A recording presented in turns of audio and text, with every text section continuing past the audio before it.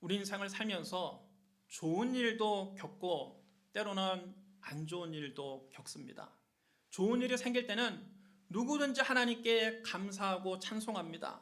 그러나 안 좋은 일이 생길 때에는 그때는 우리는 어떻게 됩니까? 그때에도 우리는 하나님께 감사하고 찬송해야 합니다. 신앙의 절정은 감사에 있습니다. 하나님께 감사하고 찬송할 때 하나님께서 놀라운 기적을 우리의 삶에 베풀어 주십니다. 좋은 일이 생겨서 하나님께 감사하고 찬송하는 것이 아니라 하나님께 감사하고 찬송했더니 좋은 일이 생기는 것입니다.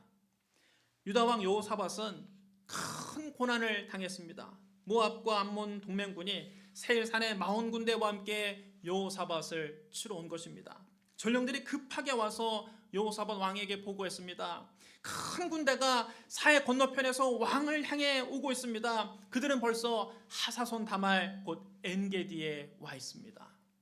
엔게디는 예루살렘에서 불과 56km밖에 안 떨어진 곳입니다.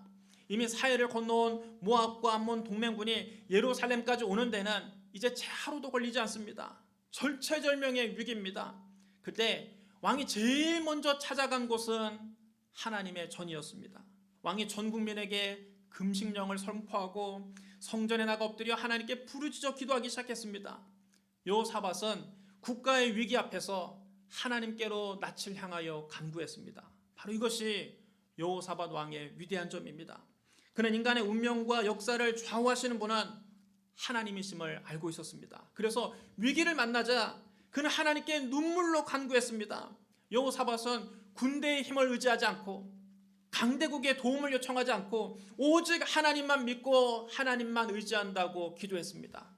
우리 하나님이여 그들을 징벌하지 아니하시나이까. 우리를 치러 오는 이 큰 무리를 우리가 대적할 능력이 없고 어떻게 할 줄도 알지 못하고 오직 주만 바라보나이다. 여러분, 우리도 마찬가지입니다. 우리 앞에 닥친 위기와 고난 속에서 우리는 기도해야 됩니다. 여러분, 경제적인 환난을 만났습니까? 질병으로 고통당하고 있습니까? 가정이 위기입니까? 자녀들의 앞길이 막혔습니까? 직장과 사업에 어려움이 있습니까? 여러분을 도둑질하고 죽이고 멸망시키려는 원수를 만났습니까? 하나님 전에 나오십시오.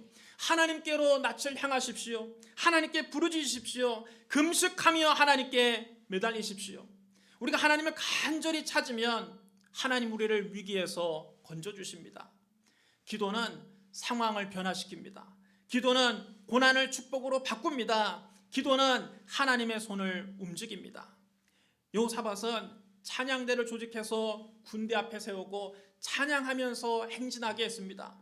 전쟁터에 나가는 군대 앞에 거룩한 예복을 입은 찬양대를 앞세워서 찬양하게 한 것은 역사상 전무후무한 일입니다.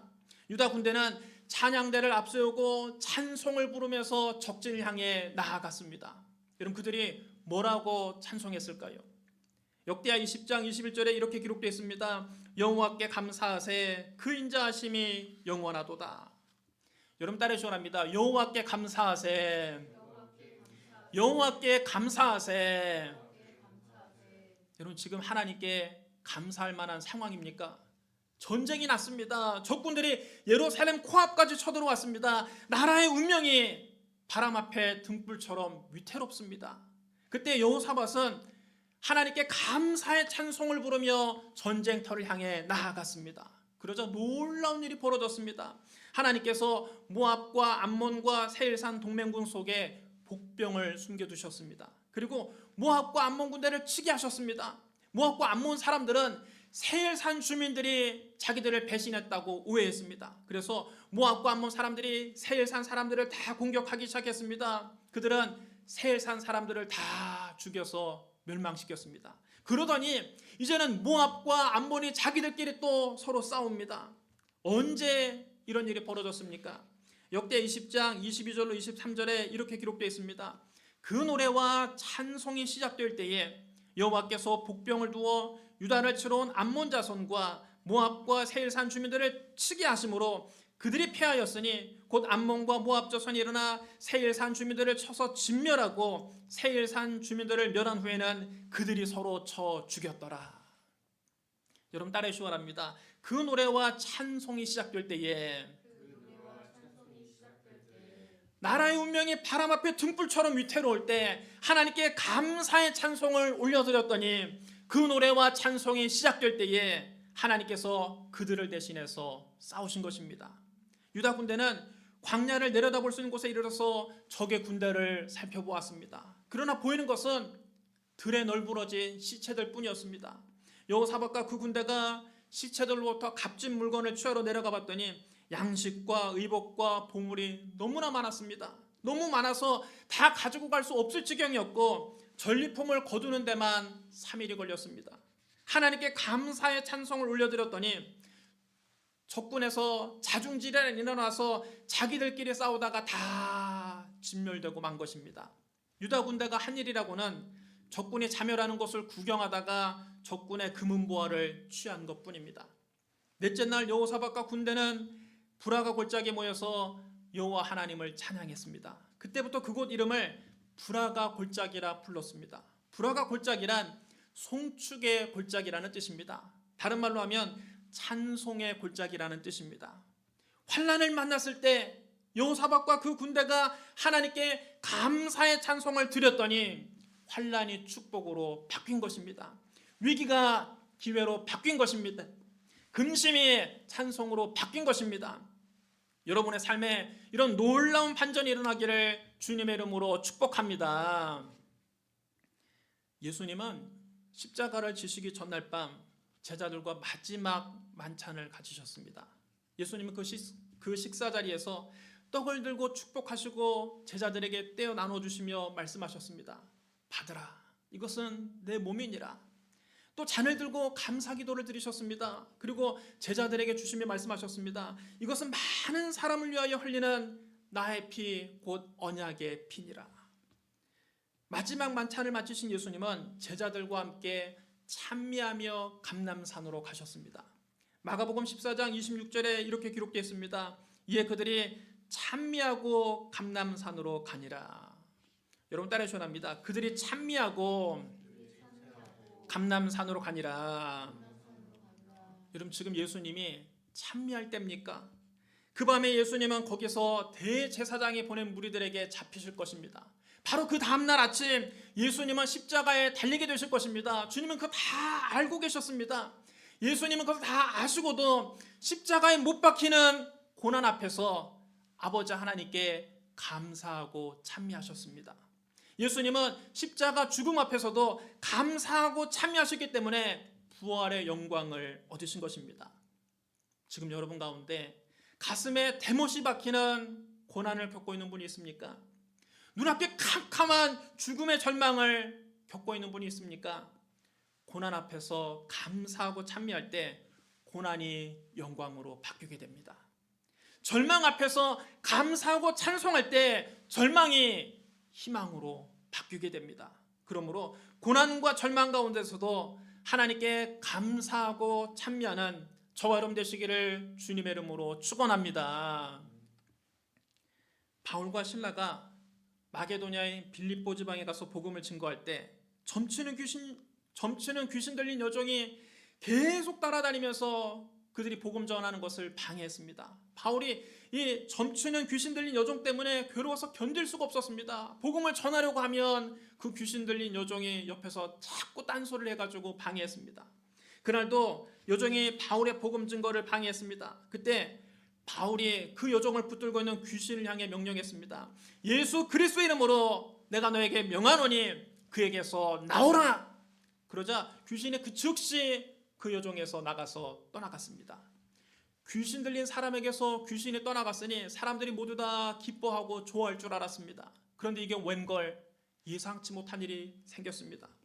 점치는 이 여종 덕분에 큰 돈을 벌던 그 여종의 주인들이 자기들의 돈벌이가 끊기게 되자 바울과 실라를 붙잡아서 관리들에게 끌고 갔습니다. 그리고 그들을 고발했습니다. 이 사람들이 유대인인데 우리 성을 심히 요란하게 하여 로마 사람인 우리가 받지도 못하고 행하지도 못할 풍속을 전하고 있습니다.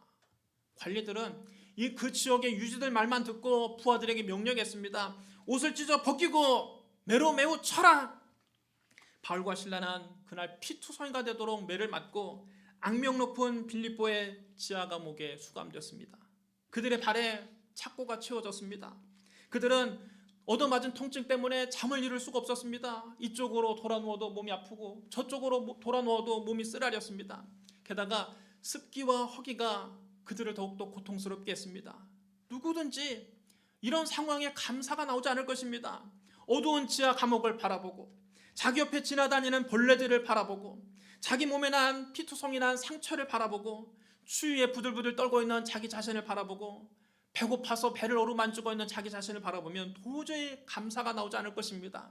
그러나 그들은 자기들이 당한 이 고난을 바라보면서 하나님을 원망하고 불평하지 않고 자기들을 위해서 십자가를 짊어지신 예수님을 바라보며 기도했습니다. 자기들에게 없는 것 때문에 그들은 불평하지 않고 자기들 안에 계신 예수 그리스도로 인하여 그들은 감사했습니다. 그들은 얼마든지 하나님을 원망할 이유가 있었습니다. 그들이 무슨 죄를 지어서 감옥에 갇힌 게 아니지 않습니까? 복음을 전하다가 하나님 말씀 전하다가 감옥에 잡히게 됐습니다. 그들이 이러면 하나님께 원망할 이유가 없겠습니까? 하나님, 내가 당신을 위해서 얼마나 열심히 일을 했는데 왜 나에게 이러십니까? 왜 나에게 이런 고난이 다가옵니까? 하나님을 위해서 일한 그 결과가 고작 이겁니까? 여러분, 이렇게 불평한 이유가 충분히 있었습니다. 그러나 바울과 실라는 원망하지 않았습니다. 불평하지도 않았습니다. 복음을 전하다가 매를 맞고 감옥에 갇힌 것마저 기쁘게 생각하고 하나님께 감사의 찬송을 드렸습니다. 아마도 바울은 지난날 자신의 과거를 생각했을 것입니다. 바울은 본래 예수 믿는 사람들을 잡아다가 감옥에 가두고 그들을 때리고 박해하던 사람이었습니다. 그는 자기가 과거에 했던 이 일 때문에 스스로를 죄인 중에 괴수라고 늘 생각하고 있었습니다. 그런데 그가 다메섹으로 예수 믿는 사람들을 잡으러 가는 중에 부활하신 예수님이 그를 만나주시고 그를 구원해 주셨습니다. 그뿐 아니라 그를 이방인의 사도로 삼으셔서 온 천하에 다니며 만민에게 복음을 전파하게 하셨습니다. 이제 그는 예수 그리스도를 전하다가 잡혀서 매를 맞고 감옥에 갇히게 됐지만 그것마저도 감사했습니다. 그래서 그는 감옥에서 하나님께 감사의 찬송을 드렸습니다. 감옥 안에 찬송이 울려 퍼졌습니다. 그 찬송이 얼마나 은혜롭던지 그 안에 있던 흉악한 죄수들도 다 그 찬송을 귀기울이며 드렸습니다. 평소에 원망과 불평과 탄식과 욕설만 쏟아놓던 죄수들이 바울과 실라의 찬송을 듣고 마음문이 열려서 자기들도 모르게 눈물을 주르륵 흘리며 회개하기 시작했습니다. 원망과 욕설만 오가던 감옥 안이 감사와 찬송이 넘치는 부흥의 장소로 바뀌게 됐습니다. 바울과 실라가 이처럼 감옥 안에서조차 하나님께 찬송을 드리자 하나님께서 영화로우심을 받으시고 당신의 천사들을 보내셨습니다. 그 결과 큰 지진이 나서 옥토가 움직이고 문들이 다 열리고 모든 사람의 매인 것이 다 풀렸습니다. 사도행전 16장 25절 26절에 이렇게 기록되어 있습니다. 한밤중에 바울과 실라가 기도하고 하나님을 찬송하며 죄수들이 듣더라. 이에 갑자기 큰 지진이 나서 옥토가 움직이고 문들이 다 열리며 모든 사람의 매인 것이 다 벗어진지라. 여러분 따르시오랍니다. 바울과 실라가 기도하고 하나님을 찬송하며